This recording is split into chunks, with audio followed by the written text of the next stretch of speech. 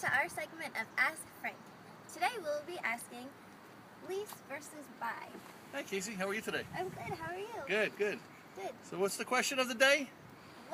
How do you know if you should lease a car or buy a car? Well, there's always been arguments for years, but today leasing is definitely been more mainstream because more cars are leased, both lower priced cars as well as very expensive cars.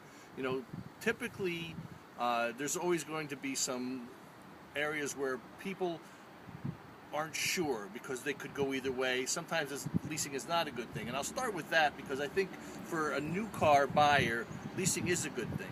It's not if you drive very few miles, like 3,000 or 4,000, 5,000 miles a year, then leasing is not for you because you're not really going to utilize the value of the lease, because the low mileage lease is 10,000 miles. But if you're the average driver, 10, 12, or 15,000 miles, leasing a new car is a perfect opportunity to drive more car for a lower payment. Now that's just one of the benefits. Today, there's a lot of different things that have to do with your overall purchase that you have to really think about. And one of the things is, with today's market and Carfax involved in the used car industry and how cars that have had accidents could be worth a little less or a lot less.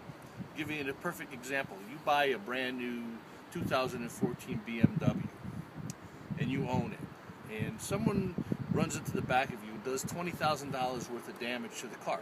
Now sure, your insurance company fixes it. They don't total it because it's too new. So they fix that car. Now you have an accident history which was substantial.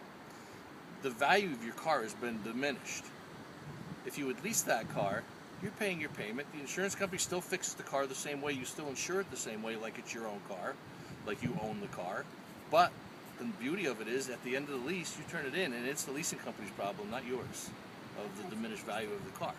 And that's a big plus right now, I think, especially in the higher end market, because the more expensive the car is, I think the more the impact is on that value. Now, if you're buying used cars, there are used car leases, but those are the ones that I don't necessarily recommend. I don't think it offers a good value. So, rule of thumb, and I use it for myself: lease new, buy used. As long as you fit into the category of the driving habits. Even people say, well, I drive too many miles, I can't lease. Well, that's not true. You can. Yes, the payment's going to be higher, but the nice thing about it is that high mileage lease that you're driving 25 or 30,000 miles a year, when you turn the car in, you don't have to worry about having a 2 or 3 year old car that has 100,000 miles that has little value because you drove so much. You've paid that in your payment, you turn it in, you start all over again. So there's a win-win for everyone there. So that's, without going into further detail, which we'd be more than happy to with a visit to the dealership, is my concept on lease versus buy.